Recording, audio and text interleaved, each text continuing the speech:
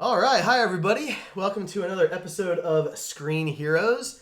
I am one of your regular hosts, Derek, and I have with me my two other regular hosts, and my audio is on. Ryan. It's not on anymore. Say hi to everybody, Ryan. Hi to everybody, Ryan. And Ray. And Ray. And Ray. And Ray. We're very literal. Hi, everyone. Sorry, I was scrambling at the last minute because I forgot one piece of tech that we desperately need to do the podcast. But we're good. We are live, if a minute late, but we are here on Election Day. Yay. So and there was much rejoicing. There was, because it's almost over. We don't know who's won yet. It's only 8 p.m. Central, so we've got a few states in, but we're not going to talk really about the election. What are we going to talk about, guys? Doctor Strange. That's right. The latest movie in the MCU. Marvel's most recent solo film. Yes. It's been a little while. Ant-Man, I guess, was the last one. Mm-hmm. So, the Civil War was Captain America film. So. It's not a solo film. That was definitely on. I mean, it was Come called on. Captain America. So call it whatever you want. How can you call that a solo film? I'm just saying. It was titled Captain America. It wasn't an Avengers film. It was Captain America. I didn't say Avengers. I said solo film. Okay. Are we really going to argue about what an ensemble film is? Come on, guys. Splitting hairs. So I'm going to run down just the numbers real quick so people know how it did, and then we can get into the real conversation. Numbers. So it brought in just over 85 million domestically. It took number one at the box office its opening weekend. Its competition was really just Trolls, which is a thing. And that took in 46.5 million, which actually is pretty good in its own right. So yeah, kind of a big November weekend for movies. It's brought in 240.7 million in the foreign market, which brought it to 325 million. 0.777 globally, which is a ton. To be fair, it's worth noting that it's been out for like 2 or 3 weeks in a lot of countries already. That's very true. Yeah. So far, if we look at just the domestic numbers, this is the 10th largest opening of an MCU film and the 6th largest of just the solo films. I am not counting Civil War in that second number there, okay? Are you counting the second Captain America movie, Winter Soldier? I am. Okay. Yeah. Even though it had other MCU characters in it? I mean, it had Black Widow. And Winter Soldier. Winter Soldier's not a good and Nick guy. Fury. And what? And Nick Fury. He was in there. He's in all of them. And Agent 13. Then in that, okay, if you want to count Agent 13 as it making it an ensemble film, look, there are people who saw Civil War because they wanted to see Iron Man and they wanted to see Spider-Man and Black Panther and Vision, big Avengers level characters. Now, Winter Soldier may have got a bit of a bump because Scarlett Johansson's Black Widow had a significant role in it. She did. But I wouldn't really call that an ensemble film unless you want to call Thor Ragnarok an ensemble film. But depending on who shows up in there, I might actually do that. Well, all right. That's so hang on. Spoiler territory, so I don't want to. Yeah, so let's say this now. At this point forward, we've seen the movie. We've seen Doctor Strange. We will be talking Doctor Strange. So if you have not seen the movie and you don't want spoilers, bye. Stop now. Go see the movie and then come back and rejoin us because we're going to be talking tons of spoilers, including the 2 post-credit scenes because there's a mid-credit scene and a post-credit scene, so stay through for both of those if you haven't yet. So anyway, okay. So that's it. Those are the numbers. That's how it did. Pretty decent, considering it's a character a lot of people don't know about. It's almost a winter release instead of a summer release, which the movie market's never quite as strong in November as it is in like July. How do you guys feel it did with those numbers? Do you think those numbers are fair?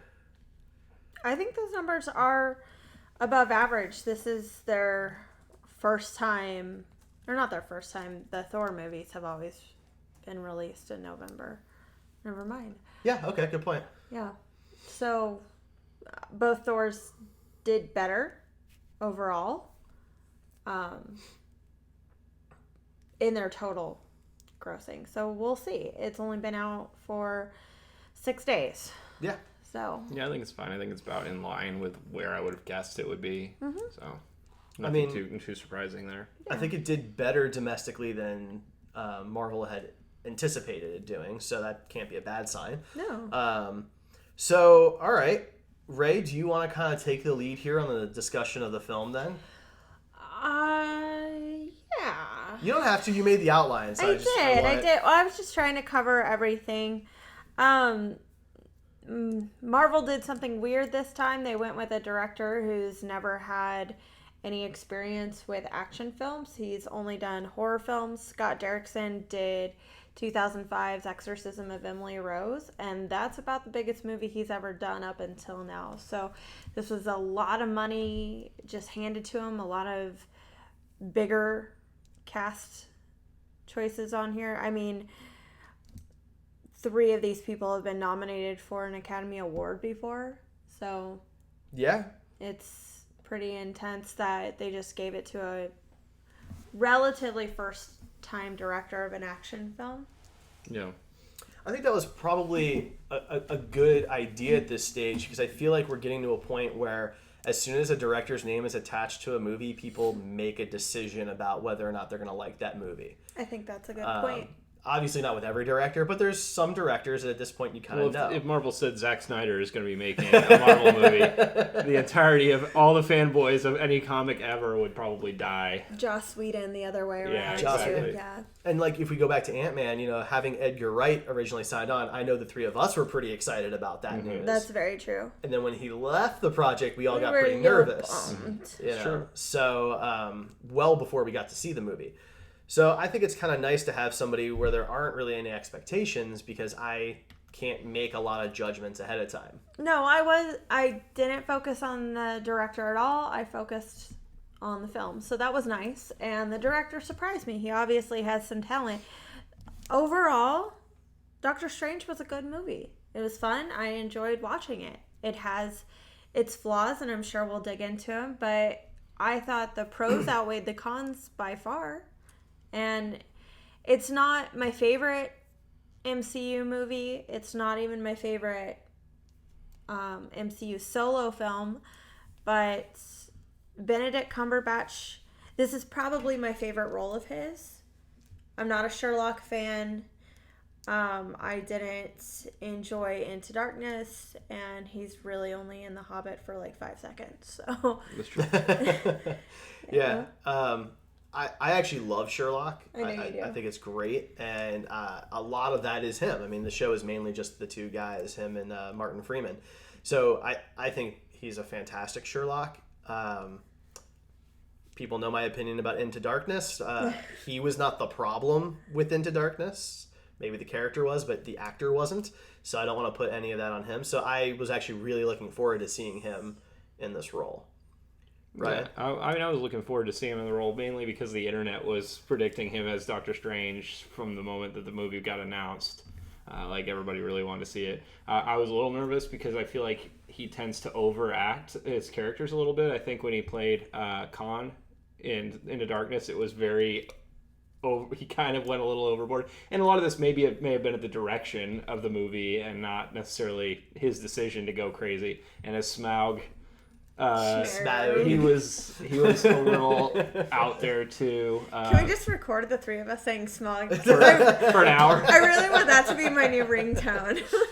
We can make that happen. Yes! We can make that happen. So I was a little worried that he was going to go that far with this movie too. So I think that's a do you really think fair he point. did?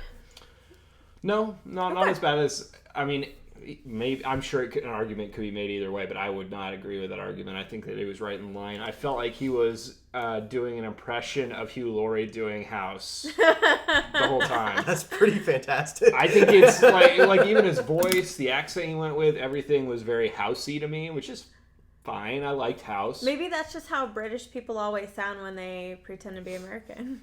That could be it. I haven't known enough British people pretending to be American, so I... Okay, so... But in Walking Dead, like 90% of the cast is British, and they don't all sound like that. Yeah. So. Well, a good chunk of superheroes are now played by British men. Christian Bale, who's Welsh, played Batman. Andrew Garfield, British, played Spider-Man. Henry Cavill's Yeah. British. Like, the British are coming. Yeah, no, it's an interesting point. And I think that an argument could be made that there, if you took the mysticism out of Doctor Strange, there aren't a whole lot of differences between him and House as a character. They're both, these hyper intelligent, cocky doctors, who always think that they have the right answer. They only want to take the super interesting cases because they want, something that's going to push their limits and get notoriety for it.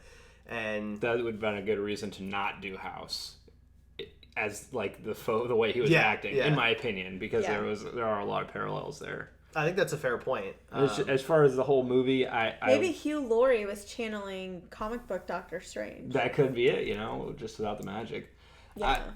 As an overall of the movie, I thought it was fine. It was serviceable as a Marvel movie. I tend to expect a little bit more than what this movie gave. I felt like it kind of hit the same beats as a lot of other Marvel movies, and that's getting a little stale for me at this point. It felt a lot like the original Iron Man, but not in a good way.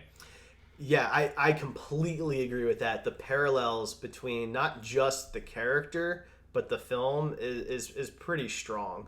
If they don't have a science versus magic clash, I really think it's just the exact same character repeated. Yeah, I mean, you've got a guy that's rich and on the top of his game that has something tragic happen and needs to... he decides to devote his time to doing something to better himself and better the world. And Iron Man, it's making a suit to save people. And in this movie, it's becoming a magician and learning karate. He's the Neil Patrick Harris Karate Kid. Basically. I love it. Yeah. I mean, there's a lot of parallels and, it's fine. Yeah. They both have goatees. There's some visual similarities. The way they act is extremely similar. I just feel like there's a lot of parallels. I'm wondering if Marvel knows that Robert Downey Jr. is not going to be doing Iron Man forever, and they know that people love that character, so they're like, let's go that way with Doctor Strange. They're obviously trying to springboard a new generation of Marvel heroes, and they're stuck between showing fans that have been with them for the 14 films that came before this that they're full of new ideas, as well as keep getting those new fans, keep getting that momentum. So how do they do that? Well, it seems to me that they picked all new people, places, things, but copy and pasted their main go-to guy. And I'm not sure that that's a good idea, because some of the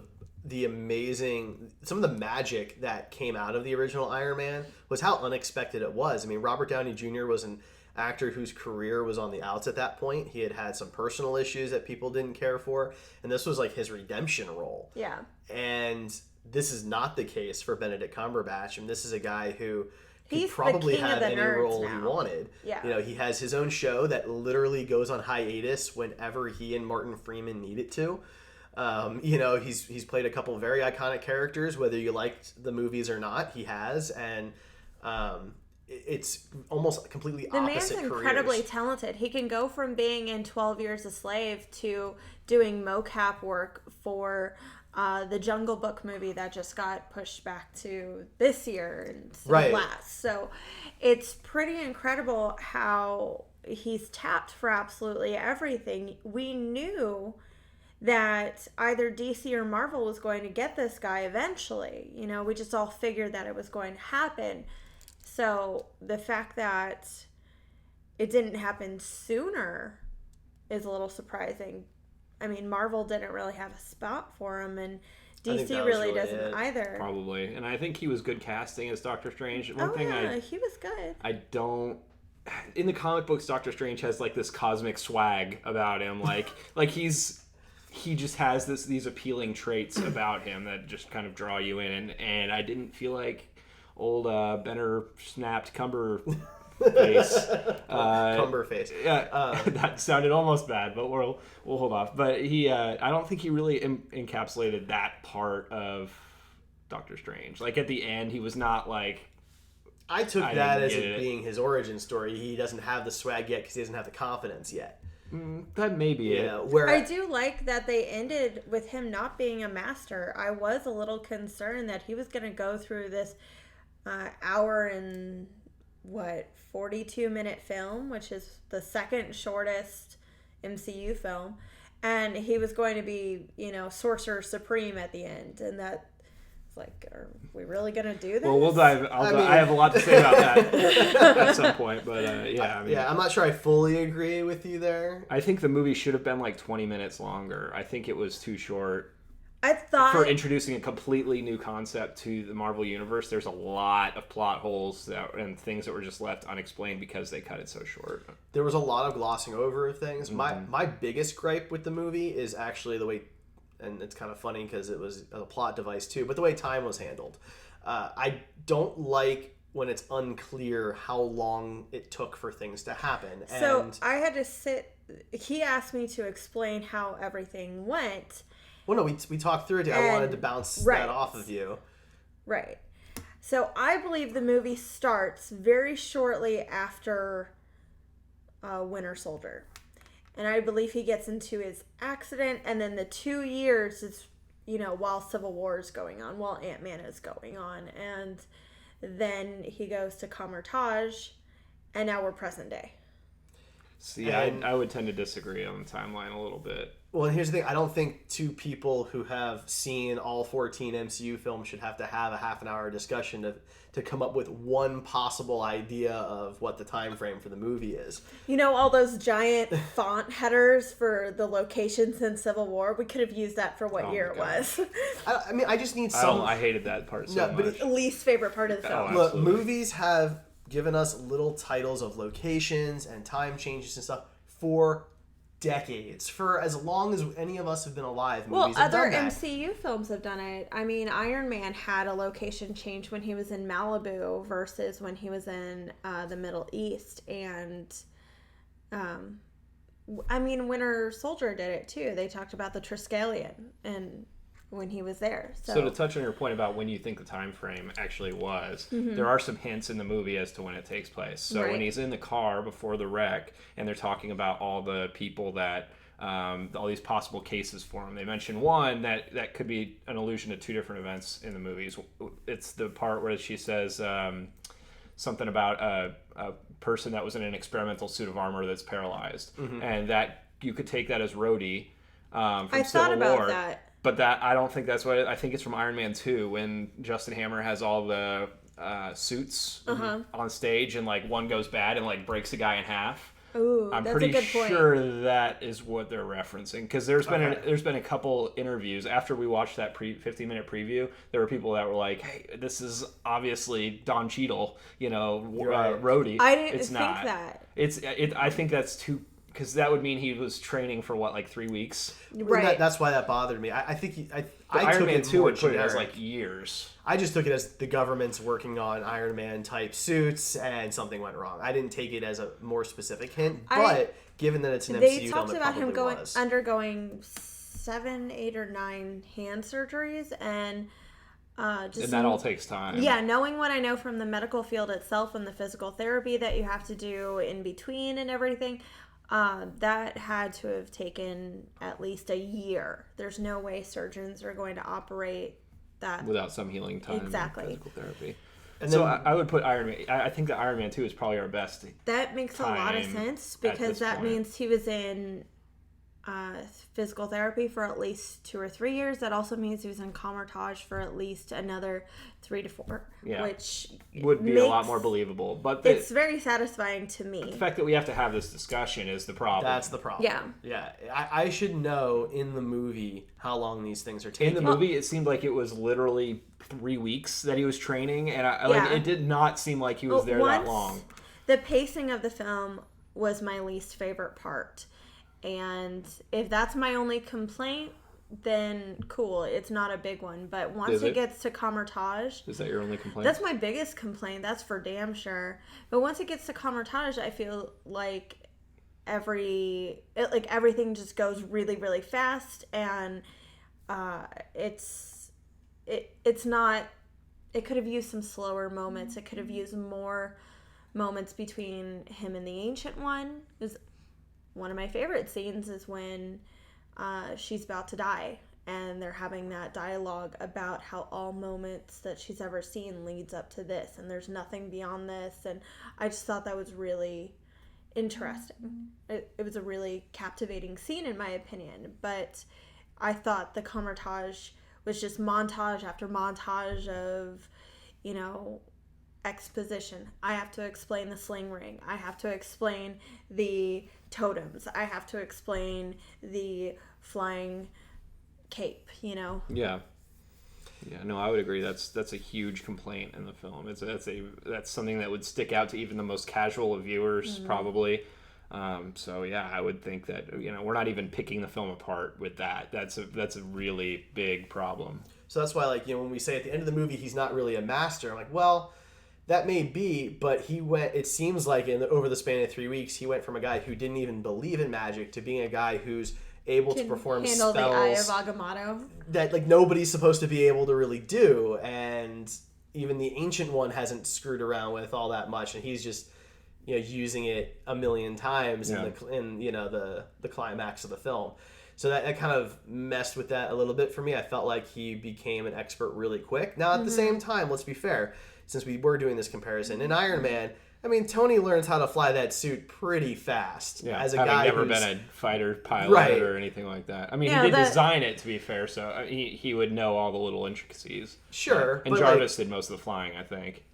Maybe. I don't know. Like Rhodey learning how to fly the suit quickly makes more sense since he's a fighter pilot. Right.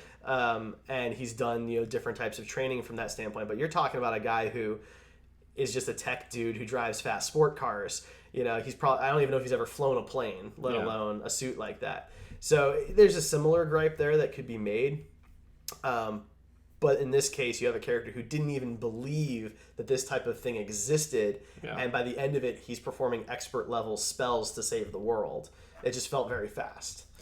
Now, I don't want to necessarily just bag on the movie because I have a couple other smaller complaints. Someone's phone is vibrating. No. I haven't heard any phone vibrate. Okay. According to chat, somebody's phone is vibrating. My phone is on silence. So. Are you sure yours I don't know. aren't vibrating, guys? We haven't heard any phones vibrating on our side. I haven't felt it. We're sorry if there's been some vibrations on the mic. Anyway, one of my favorites was Chiwetel Ejiofor, him being cast as Mordo, which for everybody who was surprised that turned out to be a bad guy, you shouldn't have. He was the Sinestro all along. Mordo, Baron Mordo is a bad guy. He always has been. Deal with it. In the comic books. If you never read a comic book or know anything about Doctor Strange, then I could see how it would be a surprise. Right. I was surprised they did it so quickly. I wasn't.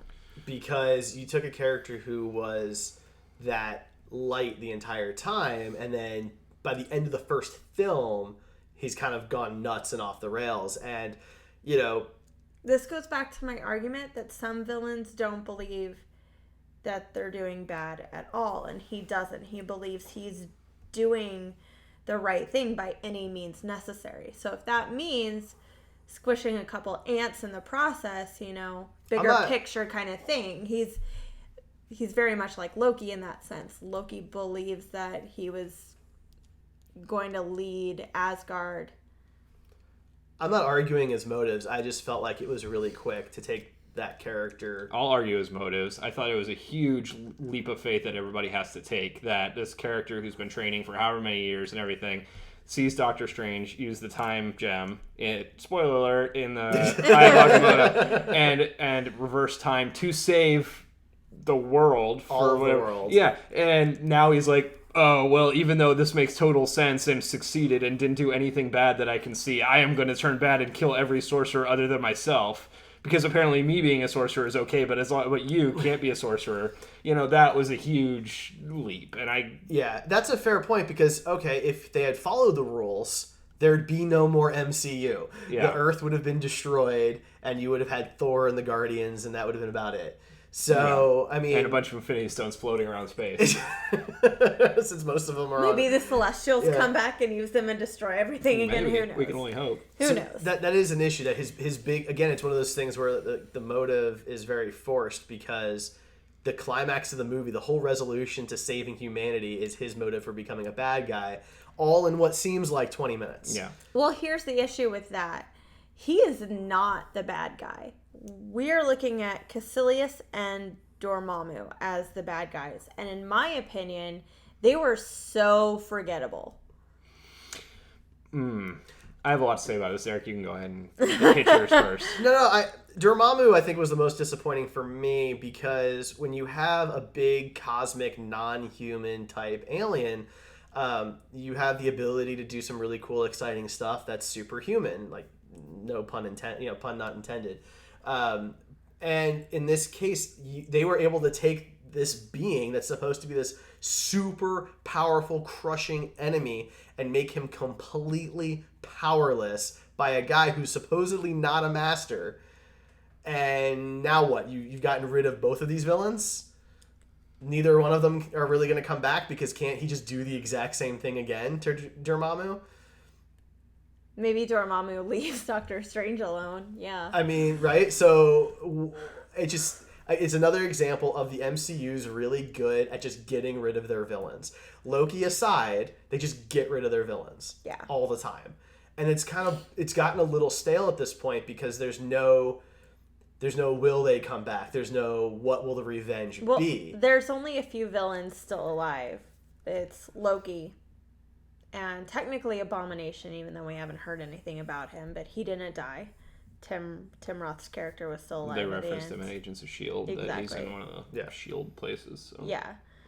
I think he's in the Cube in the cartoon. So that's where they keep their Gamma villains. But, and one more, I thought. They kept one more. Thanos is still alive, but they haven't fought him yet. Yeah. So James Gunn kept Nebula, but she's actually supposed to be a good guy. And there's kind of some ambiguousness about Red Skull too. He didn't, he just kind of disappeared into the Tesseract, so he could technically be floating out in space on the other end of the portal somewhere. It's I possible. assume he's dead because Hugo Weaving said he's never going to come back. He didn't enjoy the film. In universe. That's fair. That's how I'm looking at it. As far as the villains go, Caecilius I had problems with. Like, he had no motivation. What was his motivation? Can either of you guys tell me why he wanted to be this bad guy and bring Dormammu? Immortality? He wanted immortality because his weak. family was killed and he wants everyone to live forever. Okay. Well, that's pretty weak. Oh, I'm not disagreeing with you. I'm just explaining. That's what it was. But really, my whole problem was that Dormammu was even the villain of this movie. What they should have done is spent more time with Caecilius and made him the villain, because the interesting things to watch for me were the fights with magic, that with like the whips and the swords and the invisible shards or whatever Caecilius was using. That was the really cool, visually interesting stuff. Instead, what we got was a villain that got beat because he was so bored. There was just nothing there. It wasn't visual for me personally. Some people enjoyed it. For me, it was not exciting to watch. For a climax of a blockbuster Marvel movie, I thought it was boring and stale. What it should have been is have Caecilius be the main villain and, have a big fight, because then that's believable that Stephen Strange at a starting level could beat Caecilius. It is not believable that Stephen Strange could master the time gem and control space and time enough to defeat a villain that's probably on the level of Thanos. By himself, by sticking him into a time loop. They should have teased Dormammu and had him in the post-credit scenes instead of Baron Mordo going bad, because then you would have solved two problems. Mm-hmm. You would have solved the final fight. You would have solved Baron Mordo going good to bad, like that. Well, I think they just want to set up the fact that Baron Mordo is going to be the bad guy that's something else. Well, yeah, maybe that's the case, but I think that Dormammu should have been teased at the end as the villain for the next movie. Dormammu is a huge villain in Doctor Strange, and constant villain in Doctor Strange. But a lot of the problem is what you said. In the MCU, he's incredibly powerful. He's could go probably toe-to-toe with Thanos, but he's been completely neutered at this point. Yes. Yeah, because now this entry-level sorcerer can defeat him without even trying. And I feel like I feel like Strange could teach it to Tony in like 15 minutes. Yeah. Don't get me wrong. Give him a sling ring and we're good to go. I thought that montage scene of him dying It was funny, but it wasn't. I thought it was clever. enjoyable to But you watch. don't want that as the climax No. of a blockbuster movie. When No, your whole movie has been visually spectacle. I thought it was absolutely clever. I was laughing. I was like, okay, this is new. This is different for Marvel, which I'm good with different. I really am. But my issue was, why do that to Dormammu? Why is it just a face in the sky? Why didn't you make it the flaming head monster that the comics have so just the look didn't bother me nearly as much as Really? as the way he was Yeah, I mean, used. that certainly doesn't bother me, and for a character that's not as well known as a lot of the bigger they didn't Avengers. even credit the actor who voiced him. Well, that's unfair. They cared That's- so little about Dormammu. They couldn't even get Martin Freeman to voice it for him. Or anybody. God. Well, Martin Freeman's already a character in the MCU. I so don't you have to be care. you have They to be could have careful with voiced that. him. I do like what Dogsthorpe had to say in chat here. He likes that Dormammu was basically like, oh my god, this guy is so annoying. Fine, I'll leave and turn Caecilius into cosmic jerky. And that's basically what happens. It is, and that's so silly. Like, Yeah, it's totally silly. It really, and the way it happens is the exact same way one of the climax of the original Iron Man fight goes. Is that something happens really early on in the movie that's like not really supposed to happen, and then it comes back around as the way to win the big fight. Yeah. You know, when he finds out that his suit freezes. MacGuffin. Right? Yeah. Exactly. Yeah. It's exactly what it is. And it's just kind of boring at this point. I think that I think they were trying to pay homage to the character of Doctor Strange because in the comic books he has to use his cleverness along with He the magic. outwits a lot of people. That's a lot of it. And in the comic books, you could have gotten away with an ending like that, and it would have been a lot more interesting. In a movie, it's that it did not work for me. If it hadn't been full of other villains that came up short, it wouldn't have been a big deal. If he had done that with Caecilius, that would have been much cooler. Yeah.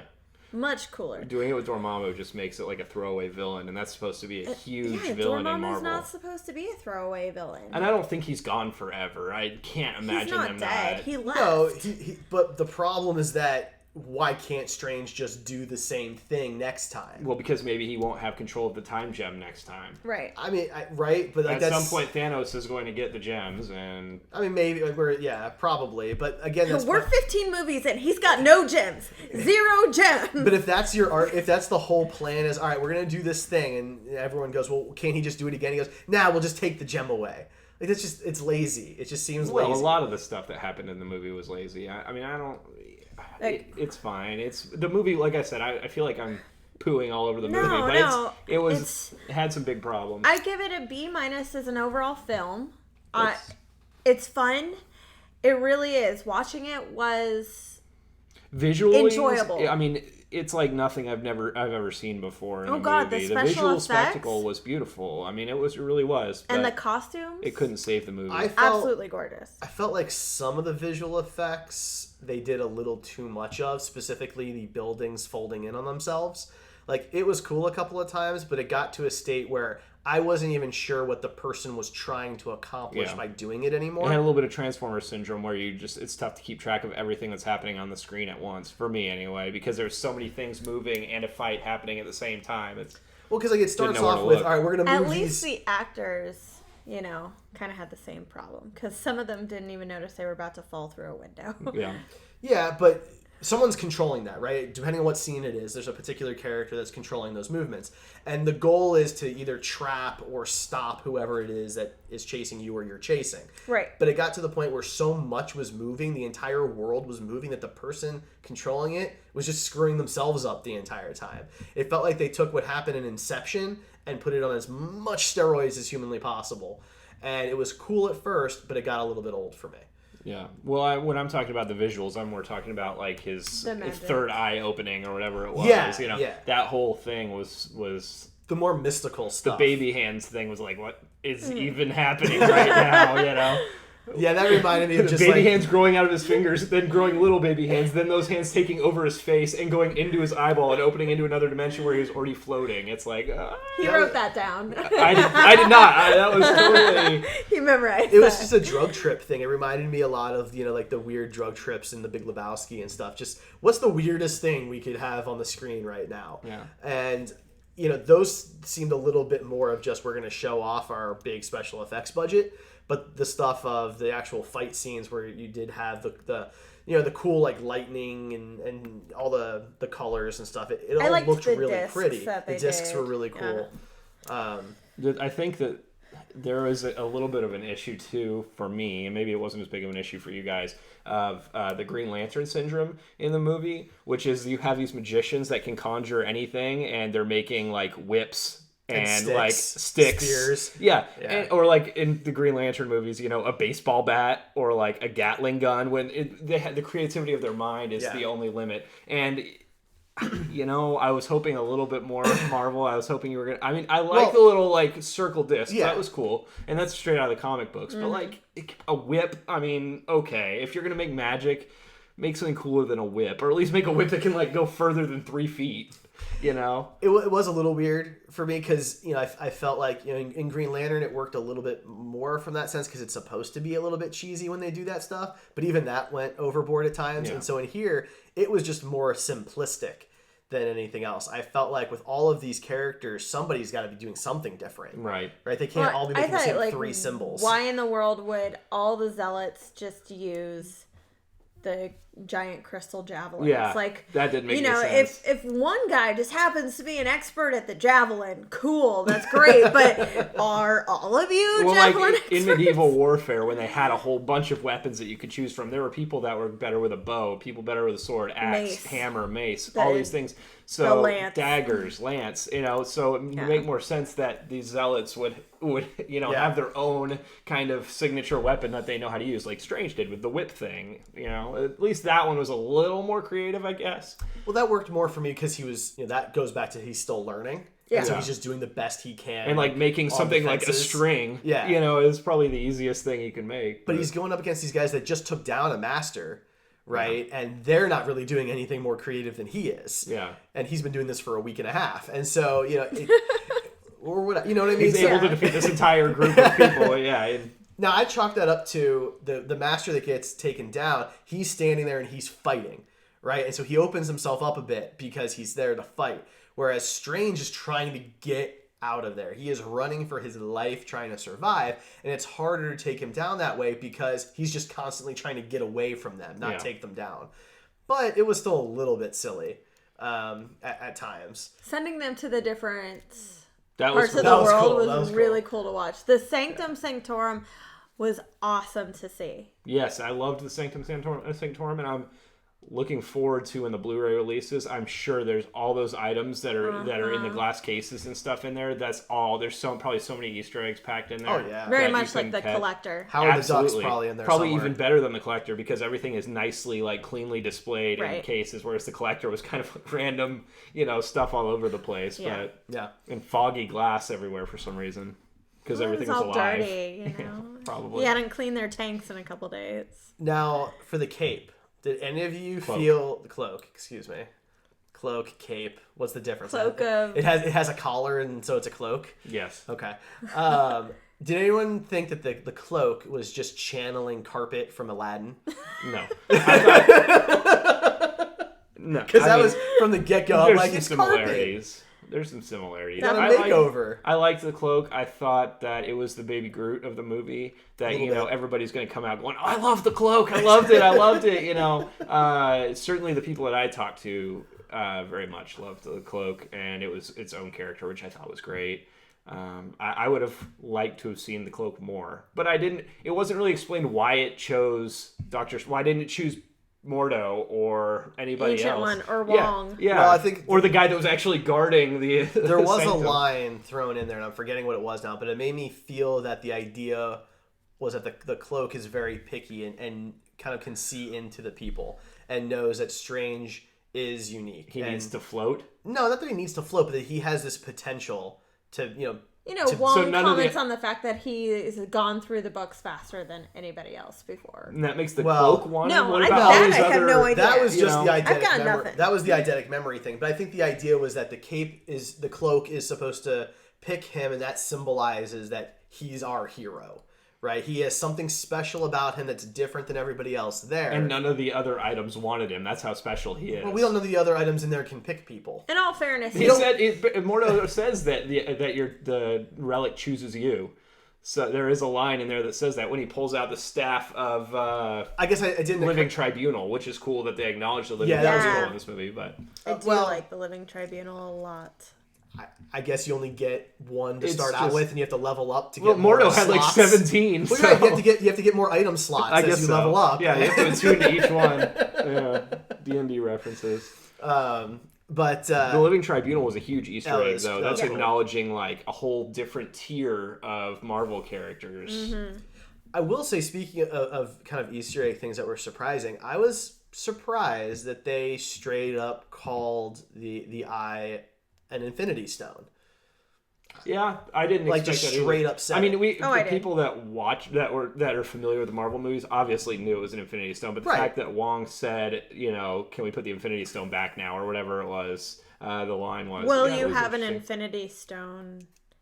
Or maybe you'll have more practice the next time you handle an Infinity Yeah. Stone. Yeah, it was just.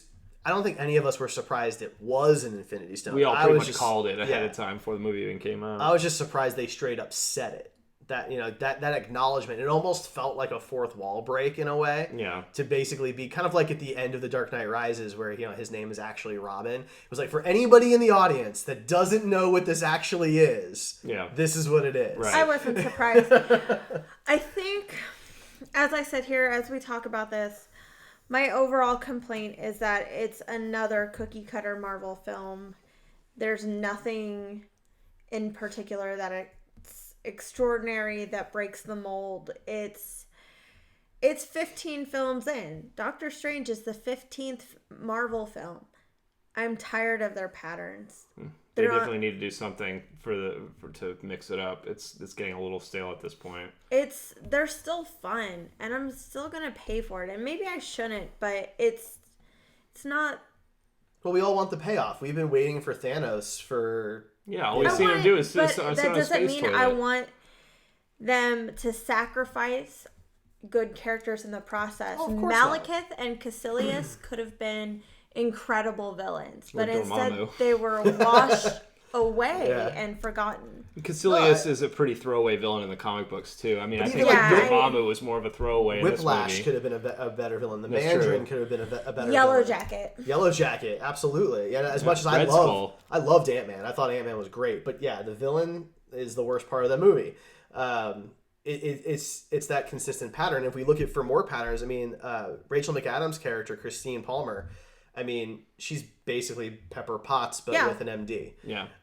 She's there to help out when he gets beat up, and that's Yeah, about and it. she's apparently not freaked out when a floating form of him appears above his dying body. Which She I was thought startled. She was startled, startled. but don't you think you would have had like a heart attack if that happened? Yeah, a little bit. And also, what's up? Like, some people can see these, some people they can't. Can the astral form decide who sees it and who can't? Like, I don't there's know. just a lot of weird stuff. Sometimes No. they interact with the world around them, sometimes they don't. This like, goes well, down no, to okay, so- speculation. So Christine Palmer actually becomes Night Nurse, which is a superhero version of the school nurse for the Avengers. They all go to her to get, repaired after they're effed up. So if that's going to happen or not, I mean, Scott Derrickson, Feige, they have no idea if it's going to or not. well, they've already got a night nurse in the MCU, as far as I'm concerned. So, as much as I like Rachel McAdams, I think that's her name, Yeah. in this movie, I mean, she's a great actress,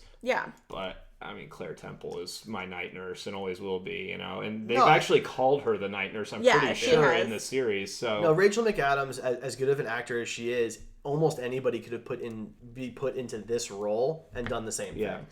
She there wasn't much for her to do. I mean, she was they- basically there to sew them up. Yeah. And going back to your question about who can see the projections and when, it is a kind of a choice to break through to this world, because if you watch that scene in the surgery bay again, you can only see part of Strange. Part of him is still hidden because he's only broken partly through to our world, so he can interact with her. And then when he knows the other guy's coming, he goes back in to fight But that yet guy. he can still hit stuff and knock things over and make sparks. That's supposed to be like ghosts, Ryan. But see, that's what I'm saying. Is like 20 minutes, 15 minutes more of movie. They could have explained some of the more magical things that are very big, like weird plot things that you don't really ever get explained. No, that's fair. And I mean, having the Ancient One be basically a one-movie character that's with crazy. very little screen time was very disappointing for me.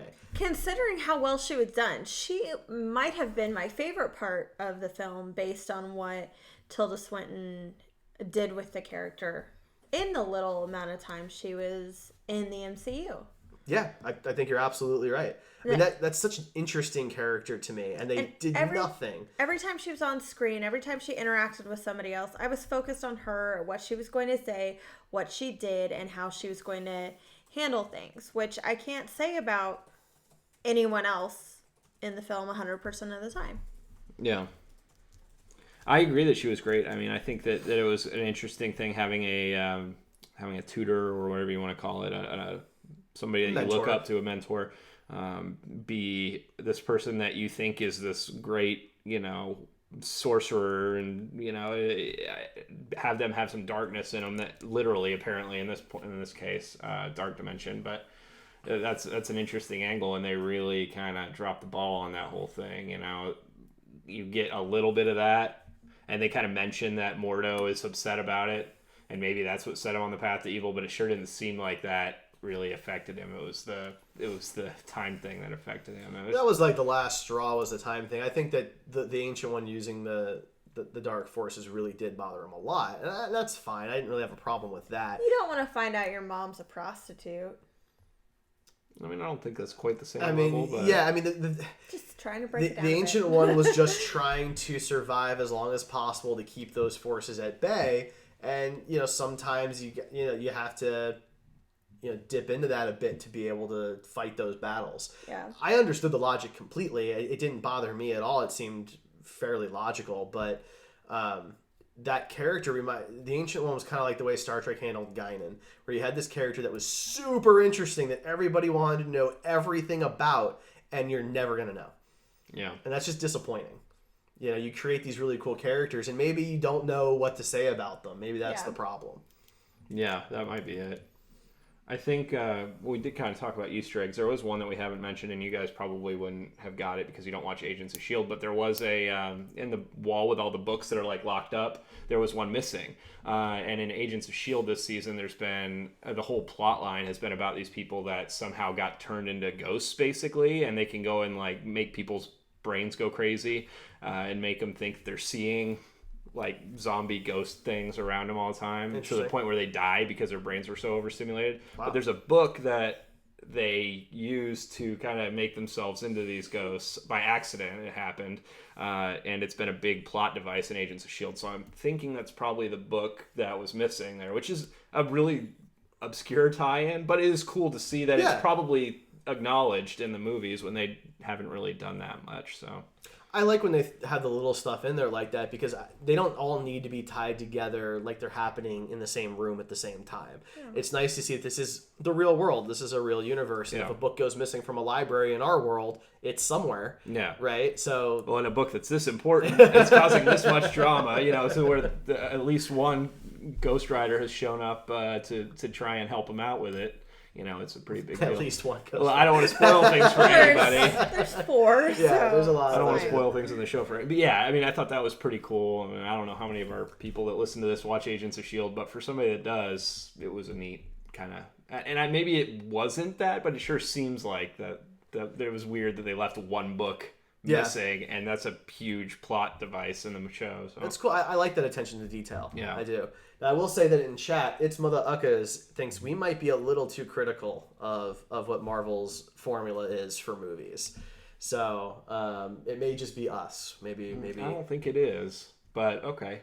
I mean, if you're not sick of it, that is really great, and I hope you go see every single one and enjoy it just like you did the first Iron Man. But I think that for people that I hope we go and enjoy the movies at this point if we're this critical of it. I wouldn't have never said that I didn't enjoy the movie. Yeah, it was like I enjoyed the movie. It's that has nothing to do with it. But we don't want to sit here on a podcast and talk about how great every single thing in the movie was. That's not interesting to listen to, and it's not our real feelings about it. So, truth be told, I'm much more excited about Black Panther and Captain Marvel featuring the first Black man of the MCU to lead a film, the first woman of an MCU film. There was to a Captain lead a Marvel film. reference in the movie. Did you read about that? Well, I mean, they think it's a Captain Marvel It reference. was thin. So they've said, to preface this, that Captain Marvel's origin story is changing for the movies because it's she's so not going to be similar the to Green Kree. Lantern. So there's when she's in the car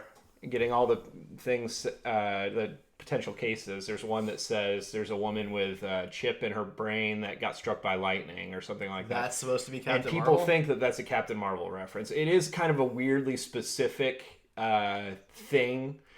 It's very thin, and it may not be. I'm actually hoping it's not. I like that her powers are alien, and it does connect her to Guardians a bit more. And But they've said they're not going to do that because of Green Lantern. I mean, that I may change. don't want her to be Kree because of the...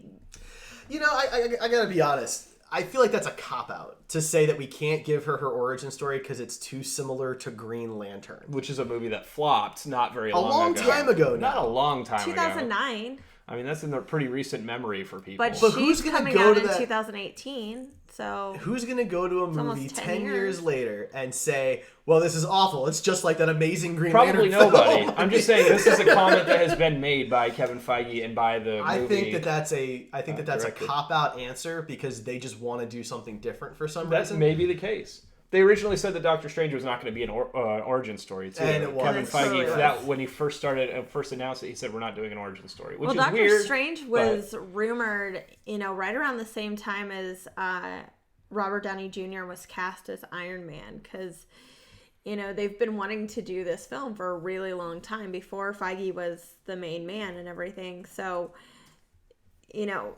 kudos to them for finally getting it off the ground. But I've had my fill of white Marvel superheroes with black best friends. Like I wanted to see something new. Do you think You Mike did. I mean, Morales it's a totally different realm of the Marvel universe, and yes, it's a white guy with a black sidekick Like or whatever. it's a quippy white guy who's incredibly smart, and he pulls himself up by his bootstraps, and he's got a mentor that isn't what she seems at the beginning.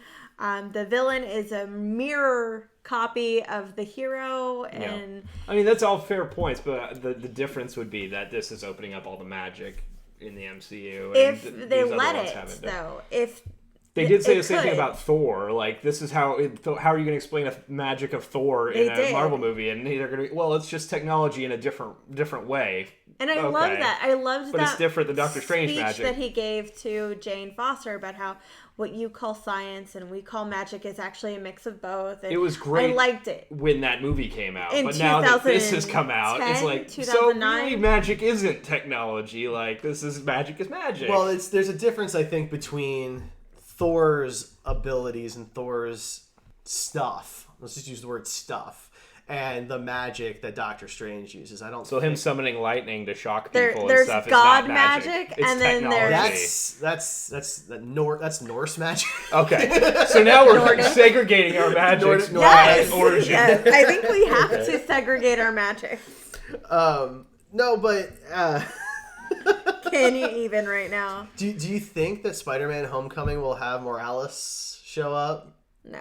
No, Not even a little. Because that's I'm just going back to the formula is all, Yeah, with a Peter's- Black best friend? Yeah, Peter's got to have his buddy, so that's what it is, right? 'Cause- No, his black best friend is Mary Jane, played by Zendaya.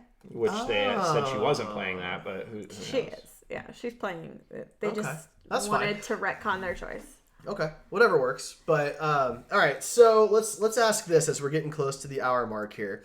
So there have been, is it 15 officially? I thought No, I I counted thought it. this was the 14th. I thought it was as well. Iron Man, Hulk, Iron Man 2, Thor, You don't have to go- Captain just- America, Avengers, Iron Man 3, Thor 2, Captain America 2, Guardians, Avengers 2, Ant-Man, Civil War, Doctor Strange. Well, I wasn't counting I when you wasn't- said yeah, all that, so- so it doesn't really mean I'll just anything. believe but you that it was 15. Sure. hate you guys. Where would you place Doctor Strange in the MCU from a ranking perspective? either with all the movies included, if you just want to do solos, where would you put it? It would not be in my top 10.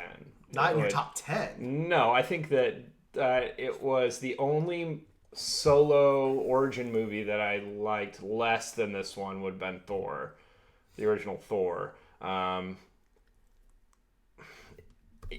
Iron Man 2 would obviously be below it also. Sorry, Ian, if you're watching. But it was fun, but I think it was like one of my least favorite origin movies that they've done. I think I pretty much liked every other one. I definitely like Captain America better. I definitely like Ant-Man better. I mean, it would probably be, if there's 15 movies, it would probably be 12th or 13th in the list. Okay. I don't so even know. real quick, so Iron Man 2 would be less than the original Thor. And the original Thor. And probably Thor Dark World, to be fair. I didn't really like Thor Dark World that much either, so. Okay. So 12th. Probably, yeah. Okay. It probably falls somewhere in the middle. I would say probably is swinging in between 9 to 11-ish. Wow.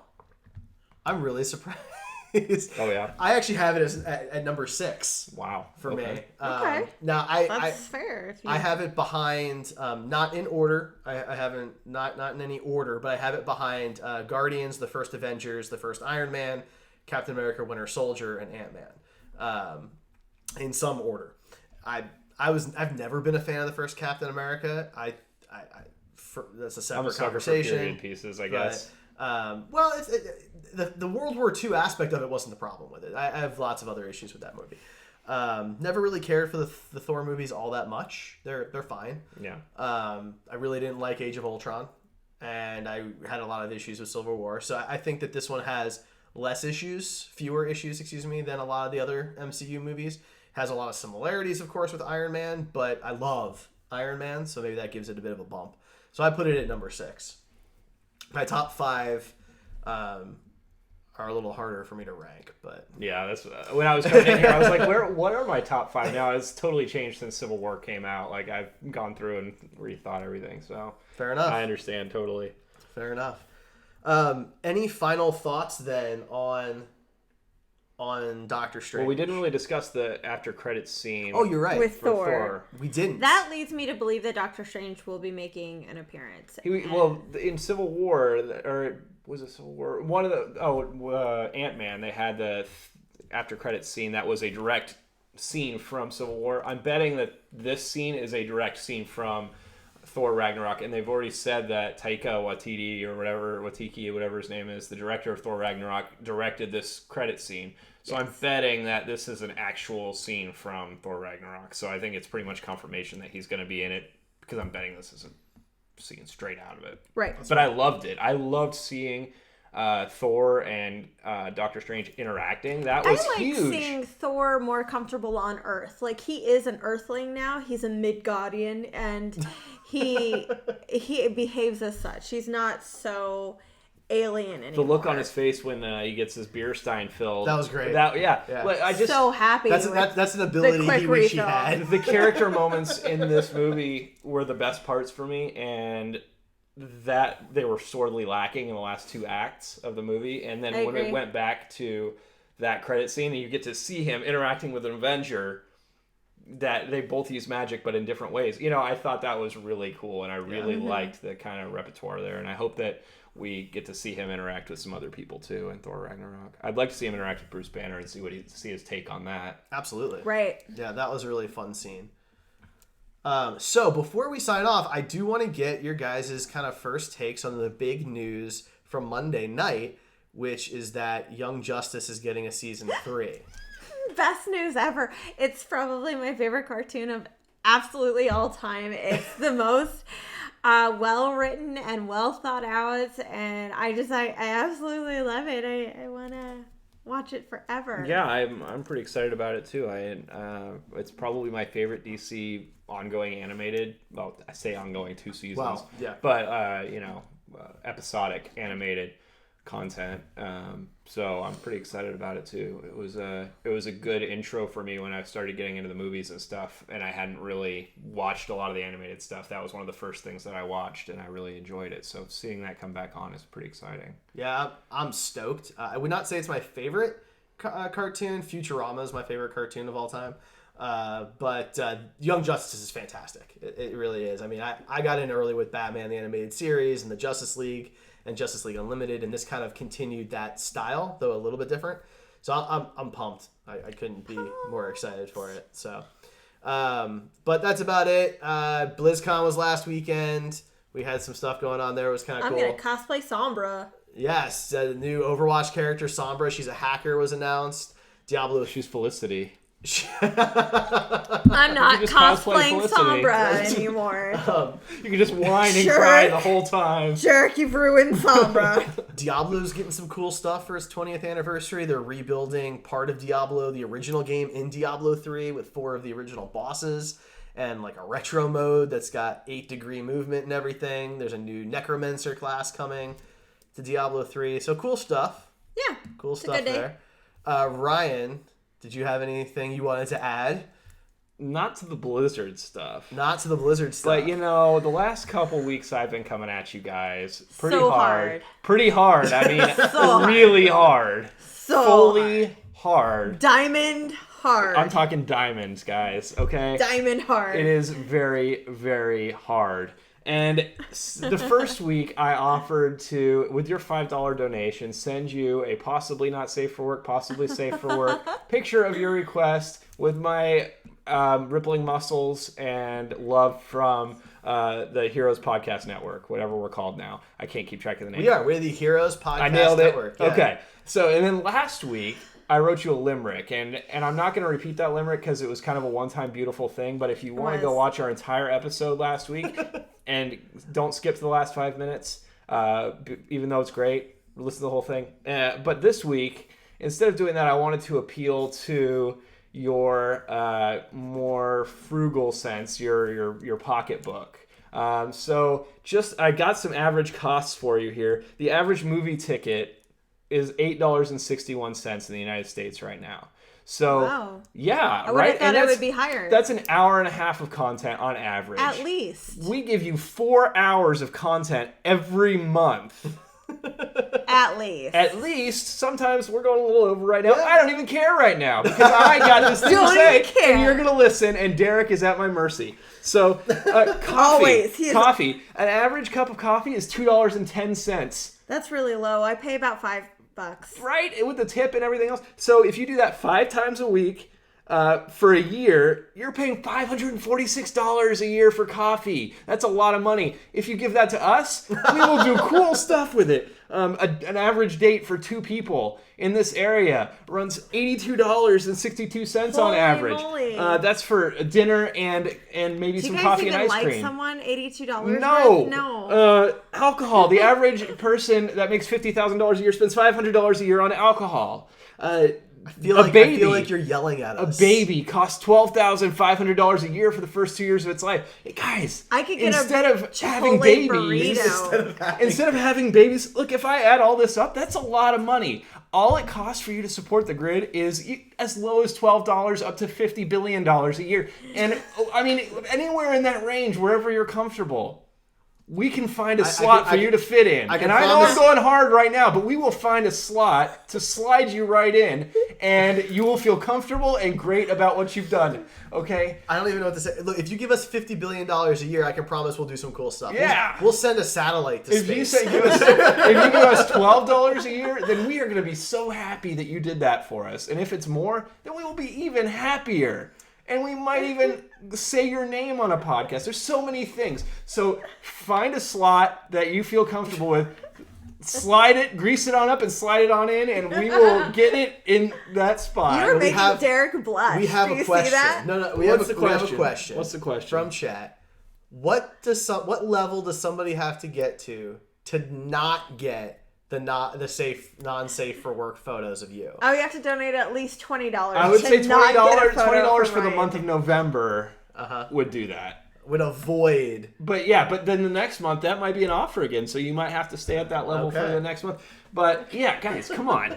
If you want to donate $50 billion, well, I mean, I'm okay with that. But if you want to donate $12, that's the real meaningful number for me. Anywhere from $12 up to $100 is good for me, because I know you're giving what you feel comfortable giving. If you're giving me $50 billion, I know you don't even care about that money. You probably spend $100 for a cheeseburger. So that better be a good burger. It probably is for that much. I'm just saying, guys, we do this for you out of the love and kindness of our heart. We don't make money on this. I have made $0 on it. I'm telling you, and we've been doing this for almost $50. More money yes, than I've ever more. made. This Eye of Agamotto did not just appear out of thin air. These things, we didn't buy them for the podcast, but they did not just appear out of thin air. But we like to do this stuff for you. Every time we get cool stuff that we're like, we could use that for the podcast. Give us money, and we will appreciate it forever. All right, so slide right in. If you're interested, if you want to check it out, see what the different levels are, go to patreon.com/Heroes Podcasts. We've gone through this big rebranding. We're totally different now. We are now the Heroes Podcast Network. So you can follow us on social media at Heroes Podcasts. And that's plural, and that's on Twitter and Facebook and Instagram. We also have a brand new Twitch page, twitch.tv/Heroes Podcasts. It is up right now. You can follow us today. We will start streaming from that account very, very soon. So please follow that one. If you're currently following our @Grid Daily, go follow the new one, because at some point we're going to stop using the @Grid Daily stuff, and we're going to be moving everything over to Heroes Podcasts. So go and check us out. We're doing some cool things. We've got a couple of shows in the work that we're thinking about adding to the network as well. If you want to see or listen to a podcast based on a certain topic, give us some ideas. We have ideas of our own. We want to listen to yours. Make sure to check out the Grid, or former Grid, excuse me. It's a year, man. It's a year. I know. The Screen Heroes Award Show, December 6th. We'll have our regular guests back on to help us. We'll have awards for you to win. You'll get to see all the people you voted for win. These guys promised to sing and dance with me. Yeah. It's going to be like Young Frankenstein. I'll be the monster. Right. That's my song. If you're blue okay. So that's going to be it for us this week. I don't even remember what we're talking about next week. Does anybody remember? Villains. Batman Villains. Yes. So a few weeks ago, we did a ranking of all of the Batman sidekicks. And that was all the Robins, Batgirl, Alfred, Commissioner Gordon. And because he is the top donator, Jordan got to pick his theme for an episode. Topic. He did suggest the topic for the episode. Yes. Jordan, our number one Patreon's subscriber, patron, he got to suggest this topic, and so we are going to be ranking the top 10 Batman villains. Top 20. Top 20? You wrote down 20. Okay. Top 20 Batman villains. We're going to be ranking them out, and hopefully you can join us and give us your 2 cents. You can join us live at twitch.tv. At 8 p.m. At 8 p.m. Central Time on Tuesday. And I think, you know what? I think next week is when we're going to switch to the new site. So twitch.tv/Heroes Podcasts. Join us next week live. We'll talk to you guys later. Thanks, everybody. We'll catch you next time. Really? Next week? Okay.